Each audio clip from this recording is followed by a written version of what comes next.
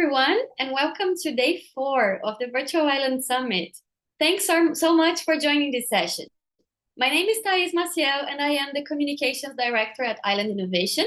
I'm based in Santa Catarina Island, Brazil. Island Innovation is a sustainable development consultancy primarily focusing on islands. Our services include island development strategies, impact program design and coordination, capacity building, events, strategic communications, and government affairs.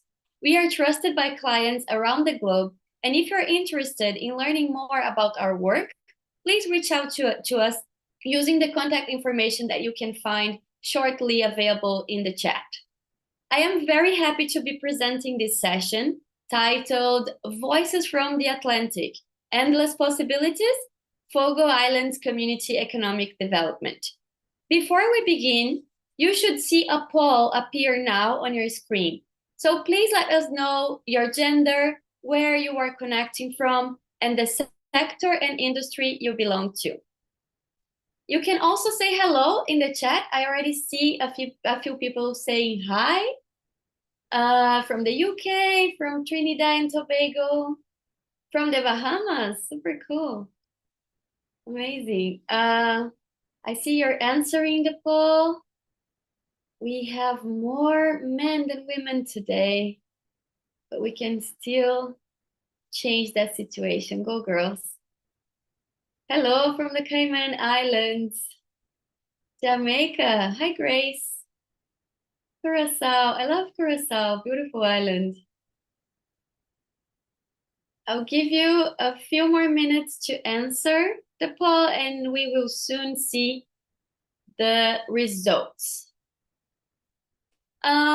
While we are doing that, I invite you all to use the chat to exchange contact information, to talk to each other, to comment about the presentation that is going on. But if you want to ask any questions to our presenters, please use the Q&A function. And in the end of this session, we are going to have a few minutes for Susan to answer the questions that she will find there. I think it's enough time. I want to see the results. I think you can see that we have, most of the people that we have here today is from North America. Very interesting. We also have people from the Caribbean, Africa, Europe, and the Pacific. Cool. Most of you belong to the private sector, and a lot of people are working in environmental services or ocean conservation. Very nice. Thank you so much for your participation. All right, I will now hand over to our moderator, Audrey Keating. She is Business Development and Partnerships Commissioner at Magdalene Islands Innovation and Development Corporation. Audrey, the floor is all yours. Thank you so much for being here. Thank you, Thais. Welcome, everyone, to the Island Innovation Virtual Island Summit 2024. I'm Audrey Keating, joining in from the Magdalene Islands, Quebec, and I have the pleasure of moderating this session, where we'll dive into a remarkable story of a community-led economic development, Fogo Island. So we'll explore the work of Shorefast, a Canadian charitable organization, in revitalizing the remote community into a global model through a blend of social enterprise, cultural preservation, and innovative economic strategies.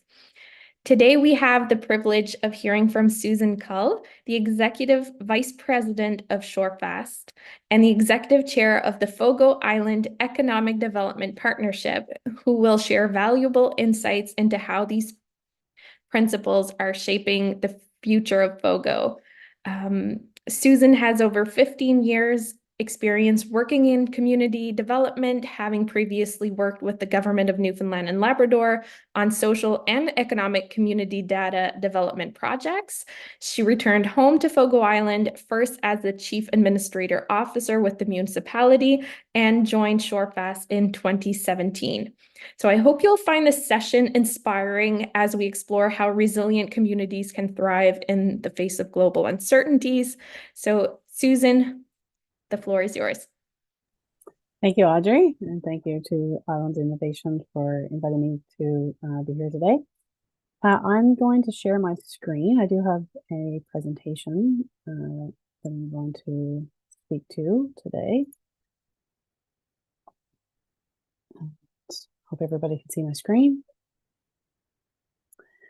So we're going to talk a bit about Fogo Island, and Fogo Island is a special island to me, but all islands are special, and I'm sure many people watching today are from islands as well. A little bit about where is Fogo Island. We are on the east coast of Canada, and we're very special in that we're an island off an island. So we are in the province of Newfoundland and Labrador, and we're located on the northeast coast of Newfoundland Island. Fogo Island is small compared to most islands. We're about 250 square kilometers, which is about 4 times the size of Manhattan Island, but our population is a little bit smaller, about 2,200 people. And as you can see, like many islands, the communities are also around the coastline. And this is because we're a fishing community. And when I say fish, I mean cod. This is a North Atlantic codfish. And this fish is so important to the economy of Fogo Island. It is what we fished for 400 years, which is the time settlement in our island. And this is how people fished. This is a wooden open boat called a punt. And this picture is not from Fogo Island. But I can assure you that even though I don't know these gentlemen, they are all related because people fished in families. And they're fishing here with a cod trap, which is a traditional method of fishing, or often they would use a cod net and bring the fish into their boat. And when the boat was full, it would go to these buildings. And these are called stages. So, and if you've ever been to Newfoundland, you'll see these dotted all around the coastline. And again, very important buildings to our economy because this is how people made their living. So fishers would bring the fish into the stage and they would skin their fish, fillet it, and then dry it using salt or other preservation methods. And again, this happened for about 400 years. And then these vessels came to Newfoundland shore. This is around the 1950s, and this is a factory trawler. And these boats started to take fish from the waters around Newfoundland at an alarming rate and an unsustainable rate. And it didn't take long for there to be an enormous impact to the livelihood of the entire Port Newfoundland. Fogo Island was no different. The provincial government at the time, so we are a province of Canada, was trying to look for a way to help these outport communities. And their solution was to resettle outport communities into the interior of Newfoundland. This photo is also not from Fogo Island. This is from the south coast of Newfoundland. But often what people did was actually bring their homes because they were losing everything. They were losing their place and their community. So they tried to take what they could. And if possible, they literally took their homes across the water to settle in a new place. And this was devastating to people to have to leave their home, but they were forced because there was nothing else they could do. They had lost their livelihood. But on Fogo Island, we were very fortunate. So around this time, this is happening in other outport communities. The federal government of Canada had a program called Challenge for Change. And this program was a partnership with the federal government and the National Film Board of Canada to use art to bring about social change. In Newfoundland, the National Film Board, the NFB, partnered with Memorial University and selected Fogo Island as one of the communities they wished to film. And so filmmakers came to Fogo Island. They made 27 beautiful films, which are on the National Film Board's website right now. You can view them at any time. And they traveled around Fogo Island. And this is in the mid-1960s. The communities weren't connected yet. There weren't really roads. And so a lot of people didn't actually know each other. We were very insular. And when the filmmaking process was finished, the filmmakers came back to the island and showed these films to all the different communities. There were 10 around the island. And community members started to realize we all have a shared fate and we don't want to leave this place. So what can we do about it? And so because the university was involved, they started to work with community members to see, okay, is there something we can do economically if the fishery is not what it used to be? And so out of this process, which became known as the Fogo process, this process of using film to bring about social change, it's actually studied around the world. Out of the first Fogo process was the development of the Fogo Island Cooperative Society. This is one of the longest running cooperatives in Canada. It was established in 1967, first as a shipbuilders cooperative, and it now has 3 fish processing plants on Fogo Island. And it's still a cooperative to this day, and is the largest employer on the island, and it's the most important thing because We talked about cod and how fish is so important. And when I say the most important thing, I don't say it lightly. So the founder of the organization that I work for, Shorefast, is Zita Cobb, and she will say this every day to us. The most important thing is keep the most important thing, the most important thing. And that's important when you're working in a community, in a place, because what are the most important things are the nature and culture of a place. And even though Shorefast is an economic development organization and we use business and technology, we know those are tools and not the most important things. And so back to the most important thing is fish and our nature.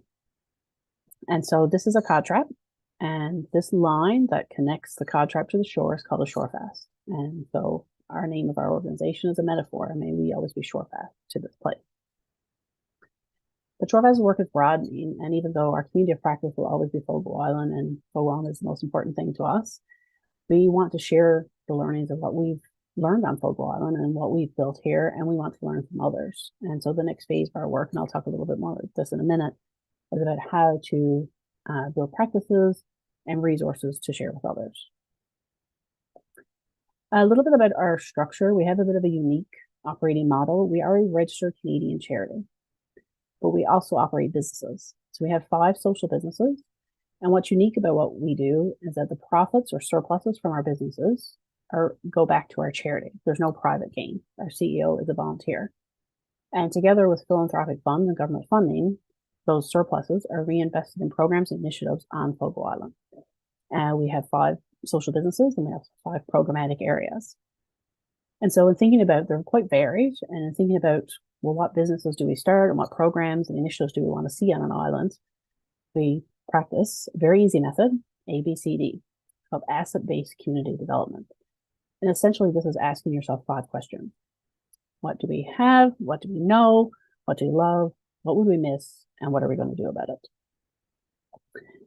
And so for Shorefast, it was really important to start with art because the Fogo process was about art, and we know art. So art is an asset we have.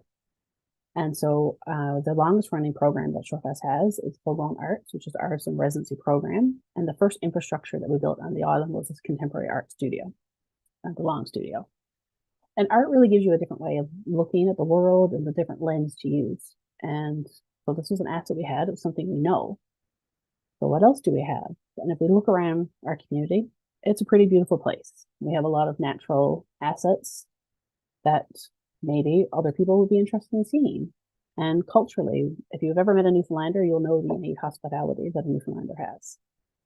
So these assets that we have lend itself to tourism, but not just any tourism, geotourism, which is about place. You'll hear me say place many times because it's not enough to just think about place. We have to start with place. And if you're going to work in a place or have a business in a place, you need to know that place. So our first business, because again, with tourism, was an inn. And not just any inn, a 29-room inn.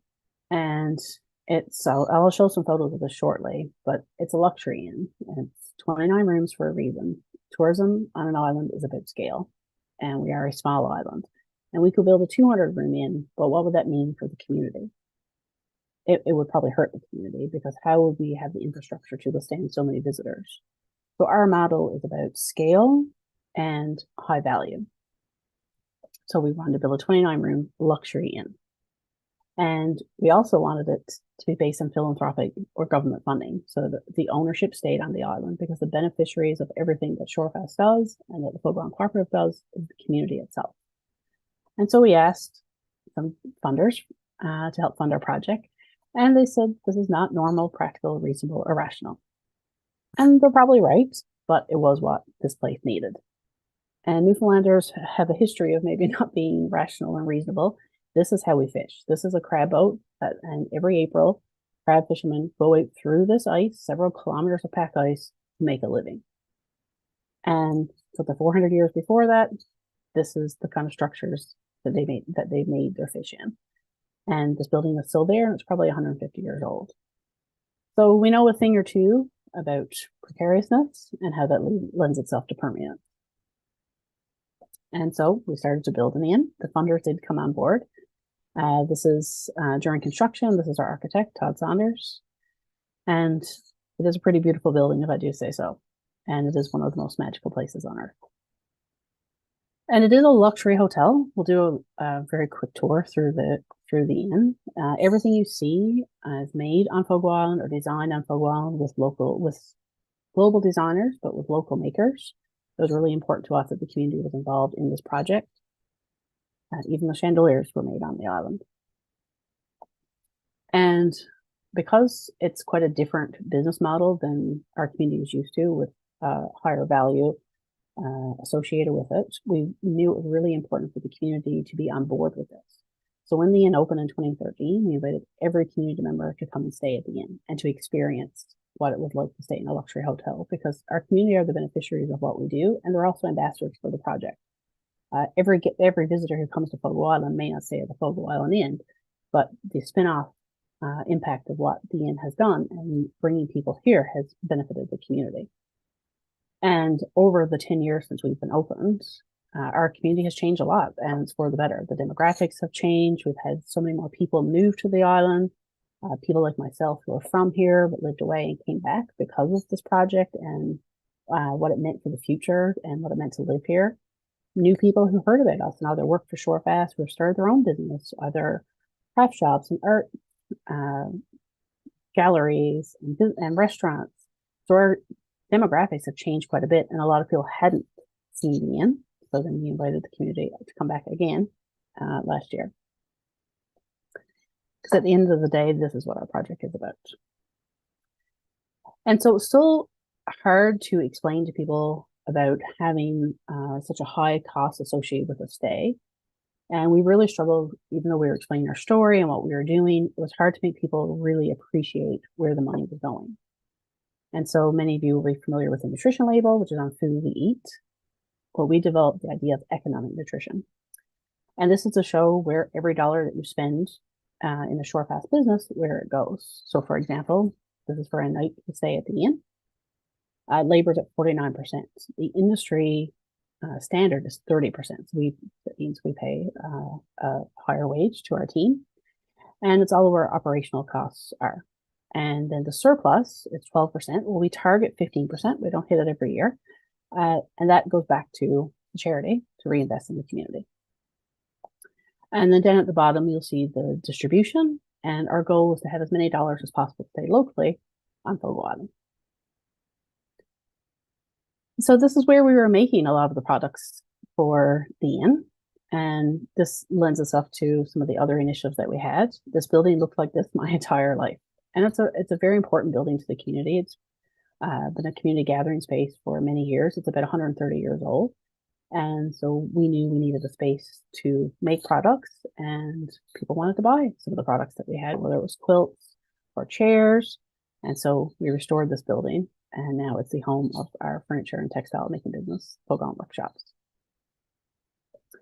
And back to fish, because fish is so important. We have partnered with the Fogo Island Co-op and on a hand-line cod business. And we pay a premium to fishers to catch fish in sustainable methods, one at a time. And the co-op process the fish, and then we sell it at a premium to restaurants elsewhere in Canada. So again, the high value product. And we have some local businesses as well. We have a restaurant on the island, so an ice cream business. And so the surpluses from all of these businesses go back to our community. And we talked about Fogo Island Arts, and there are a number of different initiatives under each of our program areas. Artist and Residency program is our largest, but we also have projects like the Fogo Island Weather Station, where you can see the weather on Fogo Island at any time. And this was in partnership with the World Weather Network and the National Gallery of Canada. We have environmental initiatives. This was a group of students from our local school who came to do some citizen science research. And we have a business assistance fund where we help support new and existing businesses on Fogo Island, either through business advice and resources and with microloans. And we helped this gentleman start a hydroponic farm. And back to some of our cultural and heritage work. This is a 150-year-old restored fishing premises where we tell the story of the inshore fishery, and you really see the history of Newfoundland and Fogo Island. And we restore many other buildings that are an important part of the vernacular architecture of our island. And in all of our work, community is the most important thing. it's about this place and the community in which we're operating. And over the last 60 years, starting with the Fogo process, many researchers have studied Fogo Island and tried to capture the learnings, but it's been at mostly an academic level. We were closely involved with this group, so there's a book that's been published, and this place model is available online, and it's been a Harvard Business case study. And it's partnered with 4 other social enterprises in Newfoundland as well, and sort of pick the commonalities among all to try to develop a bit of a model to help others do the practical work in their place. But we felt it was still at sort of an academic level. And again, while Shorefast's work is always about Fogo Island, we really wanted to be able to spread the learnings that we have to other places. And so over the next year, we're going to be launching a Shorefast network for place-based economies. And this will have a home on Fogo Island, again, as our community of practice for people to visit and do learning exchanges with other communities, but also a platform online with resources to connect with other communities across the country, but then around the world. And again, place, I said you're going to hear me say place a lot, but place holds nature, and culture is a human response to place, and a community is about the nature and culture that a place contains. And we believe it's so important that the economy works for the community. And really, we all have a role to play in that. So that's it for my presentation. Thank you so much, Susan. That was an excellent presentation. So Shorefast operates within the social economy model. And how does this model differ from traditional economic frameworks? What advantages has it brought to your community in its development and resilience? So for us, what's different about our model in the social enterprise is the beneficiary. So it goes back to a charity. And for us, it was really important that the beneficiary is the community. And the way for us to do that was in the charity model.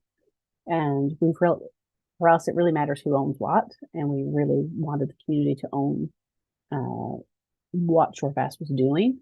We looked at different models like a cooperative, but that already existed on the island. So we wanted to do something that was different, but that also similar. And so that's why we landed on the social enterprise construct.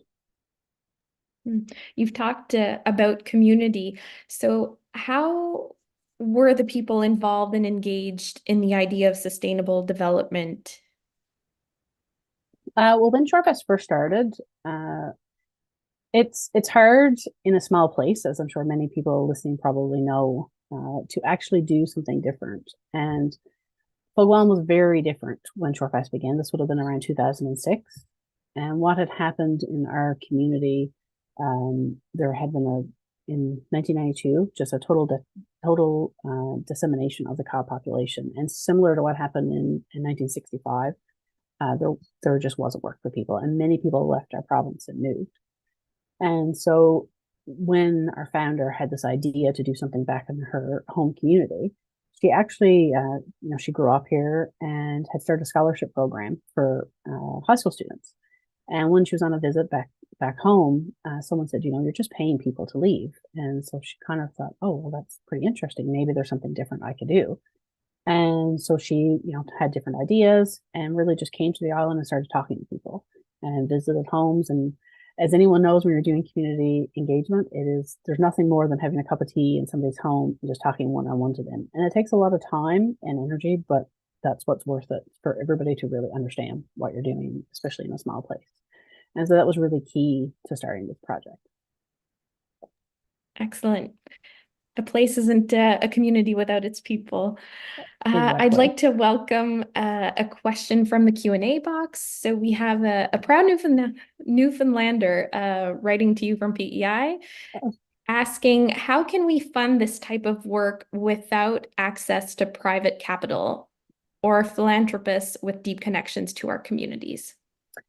So yes, in the Shorefast model, we were very fortunate that our founder had a very successful career in fiber optics industry and very generously wanted to give that back to her community through a form of economic development. I have to say, in my time with Shorefast and even prior to with Shorefast with the town of Fogo Island, our government departments have been very supportive of the work we're doing here and building a relationship with them. And they have invested millions of dollars in this community.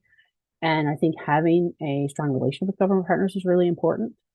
And thinking about the business model, because I think certainly in my previous life, I found a lot of government dollars people looked at as capital startup, but not thinking about how to operate it. So that is the key. And I think when you can show that you have a solid business model and operating model, governments are much more willing to come in with a higher value in the beginning.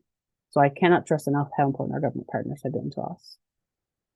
And there's a lot of philanthropic dollars in the world, not just from individuals or private individuals, many foundations, and I think it's really important to scan for that and find all different types of philanthropic dollars that can work for you. There's a lot of money in the world, so trying to get it to work for you is what's important.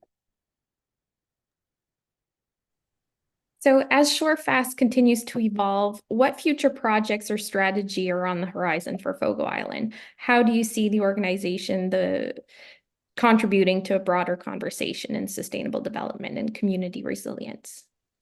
So for us, on the island itself, COVID, we operate a hospitality business. So COVID was quite challenging for us. And I would say we're still have a bit of recovery from that.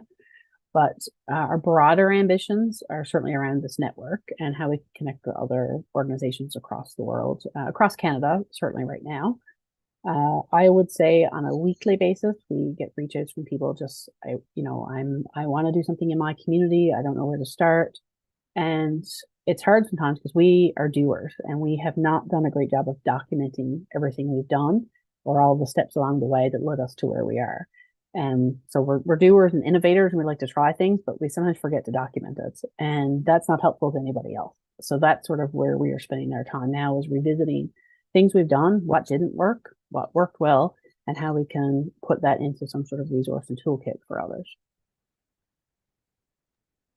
Excellent. So we'll be looking forward to seeing more about that strategy. Yes, so check out our website and sign up for our newsletter. So there'll be more information coming.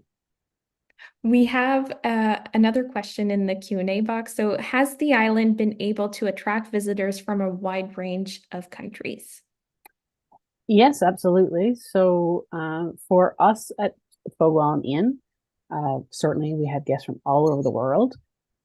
Before COVID, I would say Canada was our biggest market, but now actually much more guests are coming from the US, but we've had guests from everywhere. It's unbelievable. But the spin-off for the island, there are many other places to stay at all different price points around the island. So please don't be deterred by just that thinking the Fogo Island Inn is the only accommodation. It's certainly not. And I know one of our municipal buildings welcomes people to put a pin on the map where they've been, and guests do come from everywhere. It's quite unbelievable. I would say primarily it is Canada, US, and Germany. Just not sure what the connection is there, but that tends to probably be the where we get most visitors from, but definitely from everywhere. Excellent. So this concludes this session. So thank you so much, Susan, for telling the story of Fogo Island and really incredible journey. So thank you very much. Thanks everyone for tuning in. Turning it back now to Thais. Thank you very much, Susan, for this wonderful presentation. Thank you, Audrey. Thanks everybody for participating and sending your questions. For all of you who might have missed it, we announced very exciting news during our opening session. Island Innovation is partnering with the government of St. Kitts and Nevis to host the Global Sustainable Island Summit 2025. After this year's experience in Prince Edward Island in Canada, now the Caribbean takes the spotlight. The summit will be held from May 27 to the 29th, 2025, and we will be discussing solutions and advancements in sustainable energy. Please note that all attendees of the Virtual Island Summit can get an additional discount on the early bird ticket using the coupon VIS 2024. Check out the chat for more information. I see you tomorrow for the final day of the Virtual Island Summit. Thank you very much.